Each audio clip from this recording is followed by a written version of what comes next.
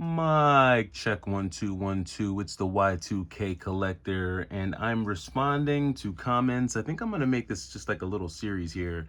This might be my off the cuff series. I'm trying to figure out how to structure these videos, so bear with me. It's a transitional period. I was working on the video, just editing it, and I had to take a break. And I was like, you know what?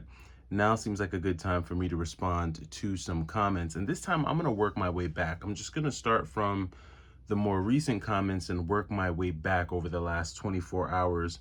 But before I do, I just wanted to kind of go through and show you a couple of new additions to the collection.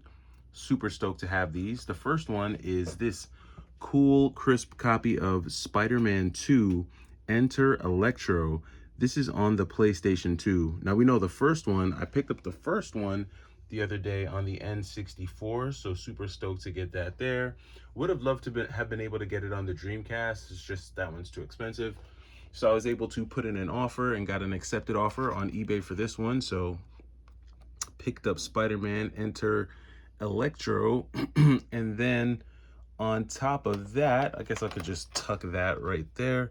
And then behind that, I picked up this copy, put in another offer, and got an accepted offer on Musaya for the Super Nintendo.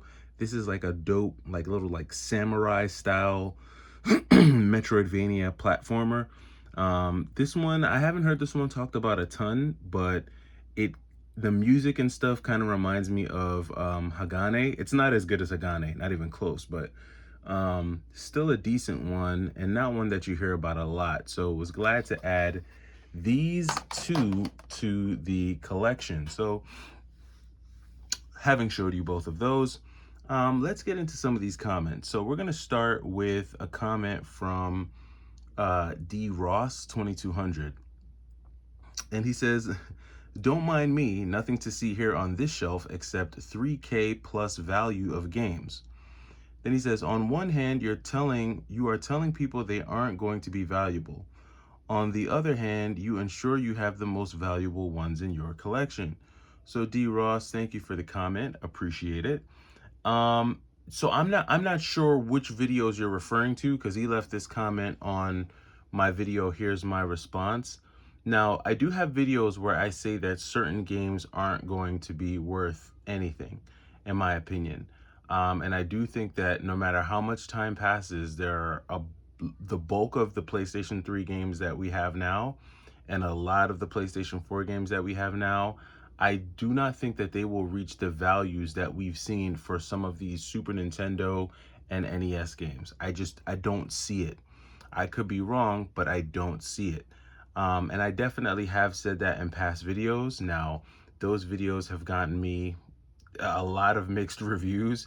And I've gotten a lot of feedback from different subscribers who have said that they feel like I'm wrong. They feel like PlayStation 4 games will have value. They feel like PlayStation 3 games will go up in value. I just don't see it. I just don't see it happening. I don't see, I feel like a big part of it is because a huge factor with the games that we have today is internet capability. Patches, downloads, things like that, just they're not the same as these games. You know, when you buy this cart, everything that you need to play the game is on that cart. There's no adding, there's no downloading.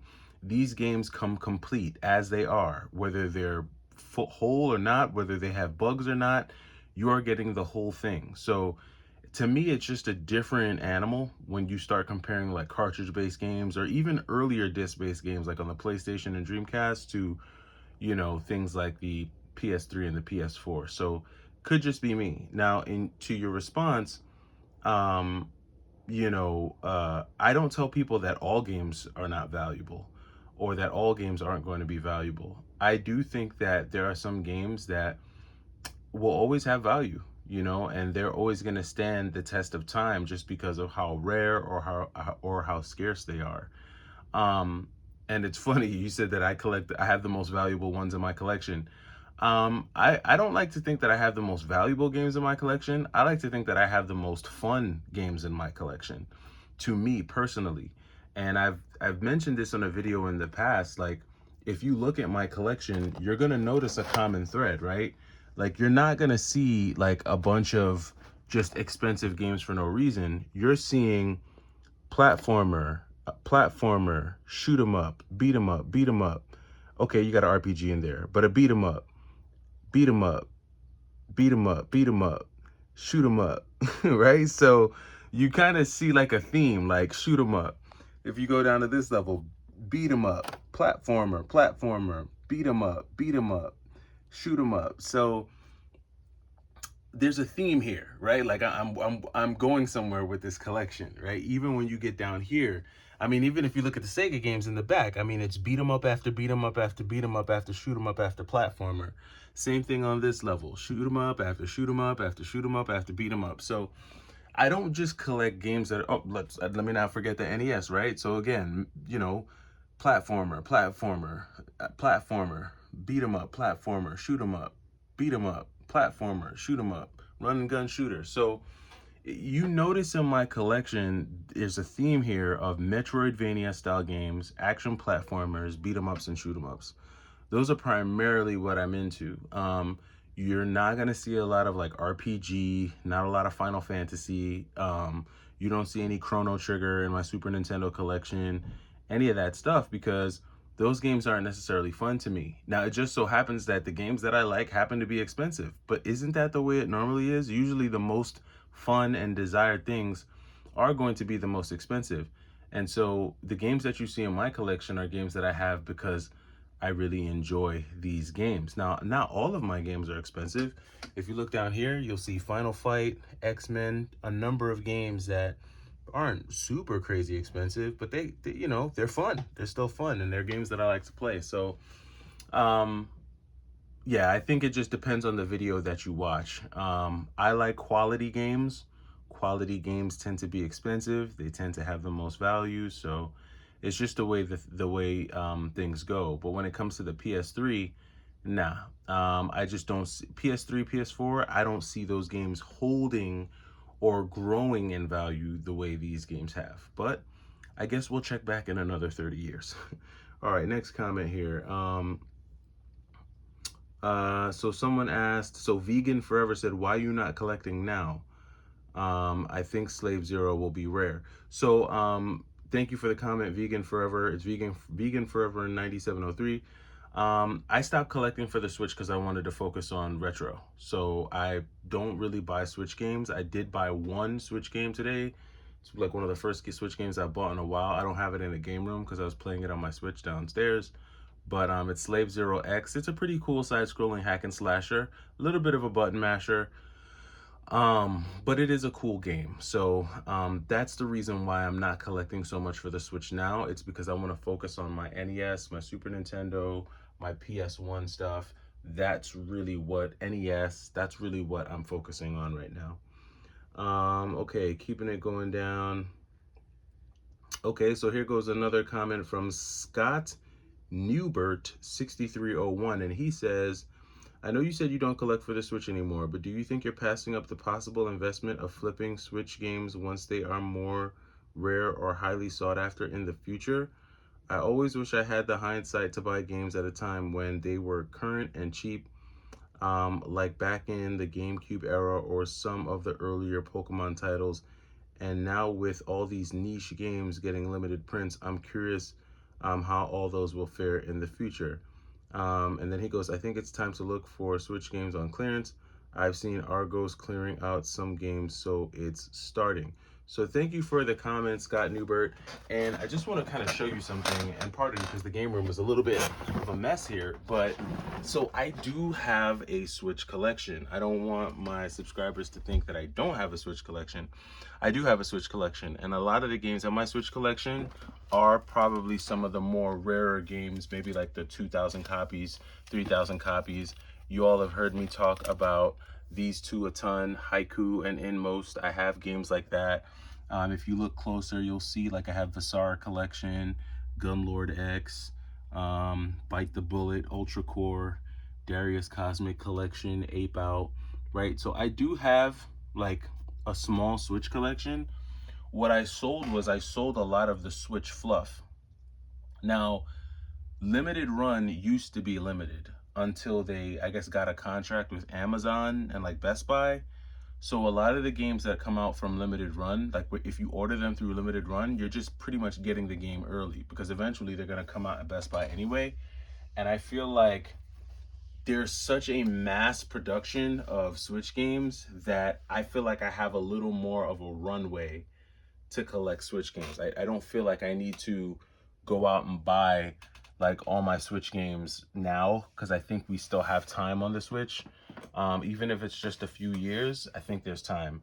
Whereas I feel like it's getting harder and harder to find retro games because retro games are being broken every day. They're suffering from water damage every day. They're being sold and being put into collections where they're probably not going to move for the next 10, 15, 20 years. So to me, getting my hands on some of the more harder to find um, retro games is more important to me. Like I'm not going and buying 15, 20, cartridges at a time. I'm buying like one here, one there, one here, one there. The ones that I think appeal to my gameplay type and the ones that I think are going to hold their value in the future. Even when you look at a game like Shatterhand, I mean, Shatterhand was a game that I got this week. It's not a game that you hear a lot of people talk about, but it's a sick game. It's a really dope action platformer. Again, another platformer, another beat 'em up style game. It's on the NES, but I really enjoy that style. So I do have a Switch collection, and I did have a lot of Switch games, Scott. I actually had over 350 Switch games at one point, and I wound up trading them in. And part of that trade was me picking up this complete in box copy of Last Resort on the Neo Geo AES. So like games like this to me are just more important right now because I feel like these are getting harder and harder to find. So I know that was a long answer, but Scott, I just wanted to be a little thorough. Okay, next comment from PTK779. He says, "You nailed Ninja Gaiden this time." I probably messed it up that time that I just said it right there, but thank you for letting me know I said it right. We have another comment from Bill's PKMN PC, so Bill's Pikmin PC. And this was in reference to Slave Zero. So he says, "I heard this game didn't run so well on the Switch. Hopefully it got patched before they physically released it. It didn't get a PS4 release, but it did get a PS5. Let us know if it runs well without a patch." So I'm gonna say this, Bills, it doesn't. I noticed that when I first put Slave Zero X in, it was like very glitchy. It was very staticky, like it paused a lot. So what you're talking about is right. It is a little glitchy on the Switch, so I'm probably gonna have to download an update or something like that to get it to run a little bit smoother. But that is true. Gunlord X is a really cool game, but it is glitchy. So yeah, what you heard was right. All right, keeping it going now. All right, so we got a comment here from Donald Smith 5667. Donald says, "I'm at the point in collecting where I've got 99% of what I want. There's a few bangers here and there that I want to buy, but the prices are just so extreme that it's got me thinking twice. You're absolutely spot on about the lack of deals overall and diminishing inventory. I'm also seeing pricey games sitting for months in some of these stores. I don't know exactly why, but something is up. People aren't dropping money like they used to, it seems anyway." So Donald Smith, thank you for the comment. Very insightful. And yes, I think we're kind of in the same boat, Donald. Like I buy, like what I do when it comes to the bangers that I want in my collection, I go online and I look for like bangers that are in good condition that have been sitting for a month, 2 months by an online seller. And what I'll do is I'll just make up an offer. I don't lowball them on the offer because you're definitely not going to get anyone to accept a lowball offer. So if a game is priced at $100, giving someone an offer of $50 is just not smart. But trying to, the most I'll try to see if I can get off is maybe 30% off, 25% off. And sometimes, sellers are willing. They've been sitting on the game so long that they just don't want to sit on it anymore. They're tired of holding on to it in their inventory and they want to get the cash now. And if you put in the right offer on the right day, you will get someone to bite. So but I think it's easier for sellers who have online stores to do that than it would be for someone who has a brick and mortar store which is probably why if you go into a brick and mortar store, you're seeing those items sit for a lot longer on the shelf. And it's because store owners are going to be a lot less likely to give you 10, 15, 20% off on a game that they have in the store, because they're not willing to budge, and the game, they know that you're seeing the game right there in front of you. So it is a harder, it's definitely harder to be able to snag those deals in store. My advice would be just to go online if you're looking for bangers and you're trying to add like high dollar games. And to me, a high dollar game is any game like over $50, to me personally. Might not be the same for other people. Some people might only think games that are over $100 or $200 a high dollar game. To me, if it's a $50 game or more, that's high dollar, and I'm gonna try to see if I can get a deal. In terms of something is up and people not dropping money, this is the truth, right? Like, people are losing their jobs. Employment is not as secure as it was, and inflation is a mofo. It is crazy out there. I go to the supermarket to buy 3 items and it's over. I'm spending $25. Like, it's nuts. Don't even think about getting a full cart of groceries, because now you're talking about $350. So, if you're someone who has a family, you have children, children can eat you out of house and home real quick. And then, it's just tough, depending on where you live, taxes, insurance, the adulting thing is not fun. Like, this is why we play video games, to get away from adulting, but when you have to factor in adulting, it gets crazy. So yeah, people aren't as willing to drop anymore on games, but I think the hobby for the most part is still alive and well. People are still out there making it happen. All right, so I'm gonna keep it going here. So let's see. Gonna keep it going. So this one comes from All Points Direct to Food. And he says, when COVID hit, the entire hobby changed, not just stores, but the way product was dealt. And far as thrifts go, they almost always rely on eBay and sold listings. Granted, some stores aren't as expensive.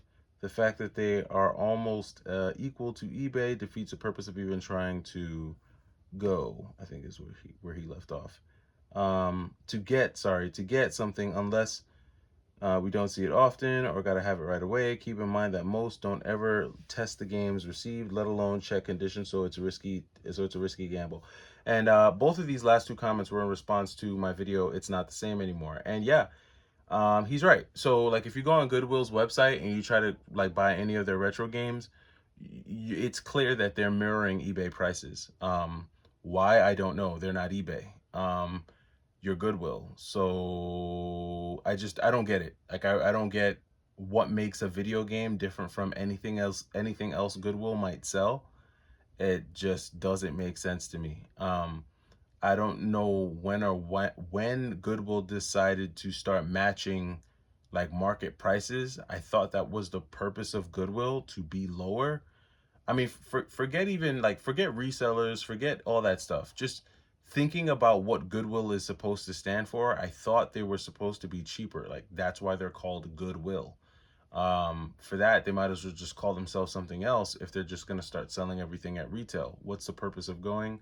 I don't know. And to All Points Direct to Food, to their point, yeah, Goodwill doesn't even test the stuff. So not only are you paying eBay prices, but you're even more at risk, because at least with most sellers on eBay, you'll know they have tested the game and they're gamers. These cats, they're not even gamers. They're just trying to match the price and they're throwing it online. So I don't know. Rough stuff. Rough stuff. All right. Next up, let's see. So, let's see. So here's a comment from Warm Signal, and he commented on a video I put out yesterday saying, "Don't be that person." And he says, as purely a collector, it's more the journey, not the destination. Not much of a journey to clicking the buy it now button. Always was that way since childhood. It's why I love physical games. It's not about snapping my fingers and having the game instantly. The tangible aspect, the pursuit of the game is important.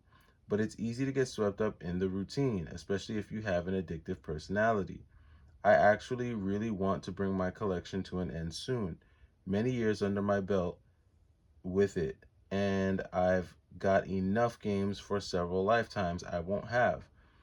So that was his comment, and then he got a response from Retro Pursuit 992 who said, "Surely it's about playing the game. What's the point in stacking boxes on a shelf?" The worst response I hear is, "It's an investment." It's not. They are nostalgia-driven video games. It will drop eventually. Maybe not now, but 10, 20 years, who knows? Then the real Jay Stone 2344 responded to Retro Pursuit and said, "Few games are worth the investment once unused. For example, Nintendo World Champion NES Edition that will launch in July, but not many people will play it for nostalgia because it's limited for the special edition." So I guess that's a game that's coming out that people are going to try to buy and keep sealed, I guess, in hopes that it goes up in 10 and 20 years. Um, so first of all, warm signal, thank you for the comment. And yeah, I do agree that to a point, um, the hunt for the games is fun, right? To a degree. And that degree is really based on how much time you have, how you're able to fit it into your schedule and where you're going hunting. I think it's safe to say that not all hunting grounds are the same. Hunting for video games in the middle of Manhattan is probably very different from hunting video games like in Whitehall, Arkansas, right? Or, Jackson, Mississippi, or, Houston, Texas, or, you know, Murrieta, California, right? So it's all relative, and I think depending on where you live, the hunt can be fun or it can be draining. It can be taxing, especially if you have to sit through traffic, deal with, the elements of the city, and then also deal with, crazy prices. You know, I've been to parts of the country where going into a game store actually does make sense because when you go in there, they do give you deals and it is a great place. But don't think you're coming to Manhattan and doing that. Like don't do that, right? Like don't think you're coming to New York with that added like with that mindset because I tell you right now, you'll be very frustrated. You'll go to 50 stores and you'll probably walk away with like Madden 95. That'll probably be the only thing you buy because it's the only thing that's reasonable. In a city like New York, forget about it. They're charging more than eBay prices. They're charging crazy prices because it's New York. Um, the cost for rent in New York is crazy. The cost to run a business in New York is crazy. So they're cutting you no deals, giving you no slack. It's over for all that. So I think it's relative. Now, has it always been this way? No. I mean, if you were doing this hobby 10, 20, 30 years ago, then yeah, I'm sure you're going to have a completely different perspective. But doing it today in this climate, in this economy, the hunt ain't all that, depending on where you're at. Again, I do think that there are certain parts and certain places where you can go to get a better deal. But once you're having to drive 20, 30, 40, 50 miles just to get reasonable deals, then it starts to eventually feel like more work depending on your other obligations. So I think the hunt is relative. At the same token, I do not think it's wise to just click, click, click, click all day and hit buy now, buy now, buy now because um yeah, it can create a bad habit, and now you're just clicking away at a bunch of stuff that you're not going to play or you don't really need. That's why for me, when I say when you do cyber hunting or when you hunt online, you should be hunting with offers. You should go online and know what you're willing to pay for a particular game and then lead with offers. Put offers in. If they're not willing to accept your offer or your best offer, then you walk away.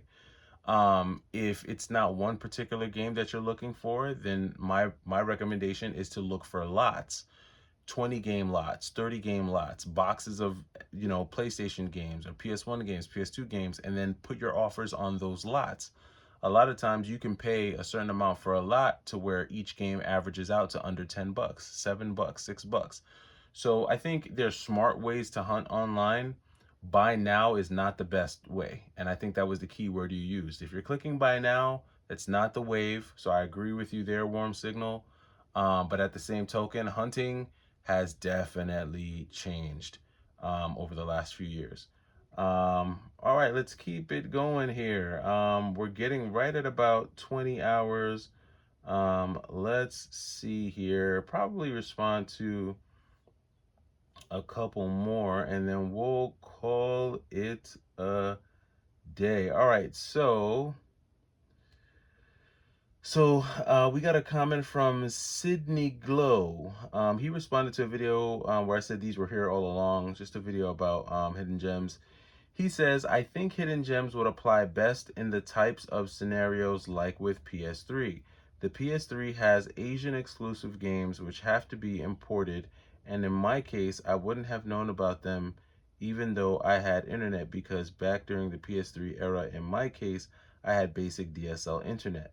15 megabits per second. Ooh, that's rough. 15 megabits? Ooh, that's rough, yeah.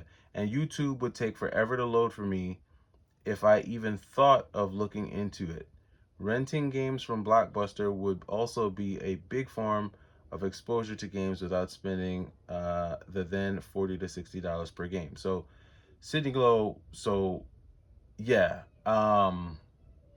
Is PS3 that long ago? Like, how old is PS3? Like, how old are we talking? 15 megabits? Man, I don't know how. I don't know what year. I wish you would have dropped the year so I could have a little bit more of a context for this. But this is what I'll say. I mean, we've had fiber internet since at least 2004 in New York, or maybe 7 in New York, right? So we're coming up on maybe 20 years of having fiber internet, or really high speed internet, not DSL, but just like fiber optic networks, right?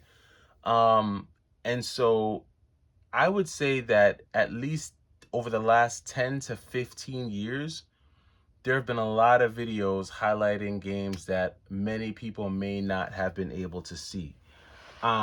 I don't think about the PlayStation 3 when I think about hidden gems, for sure, just because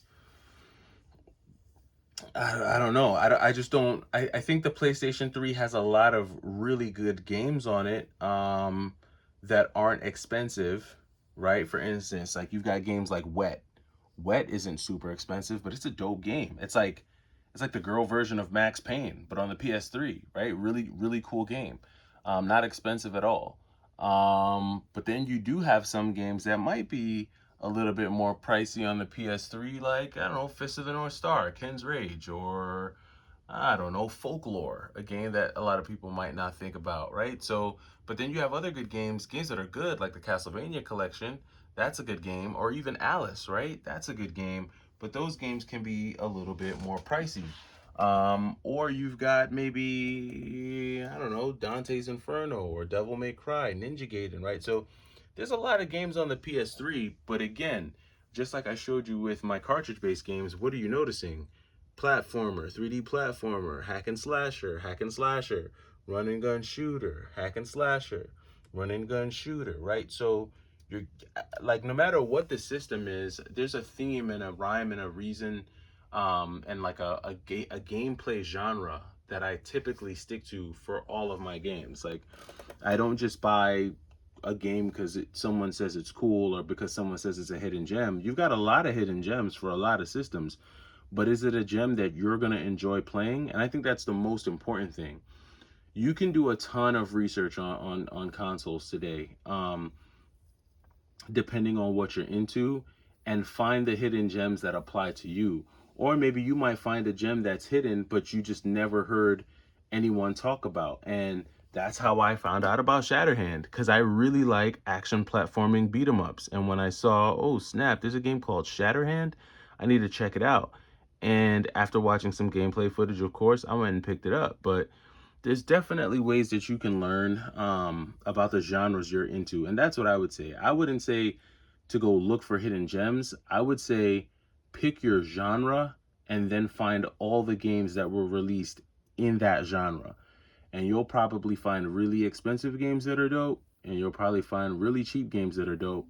And in either direction, whether it's expensive or cheap, I'm sure you'll find something that you like. So Wow, I can't believe that we went through 30 minutes of comments. It's just like I didn't really anticipate this one going that long, but there it is. Appreciate everyone who commented. Appreciate you sticking around if you've stuck around this long.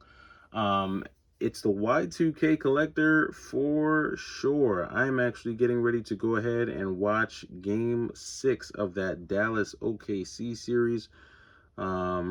Hopefully we see Shea Gilgeous-Alexander do his thing and take it to a game 7.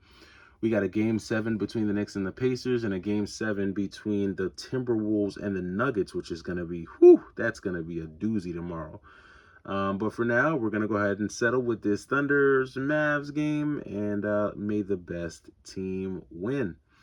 That does it for me. I'm the Y2K Collector. I will holler at you all tomorrow with one of the more formal videos, and we'll have some fun. Enjoy the rest of your evening. Take it easy.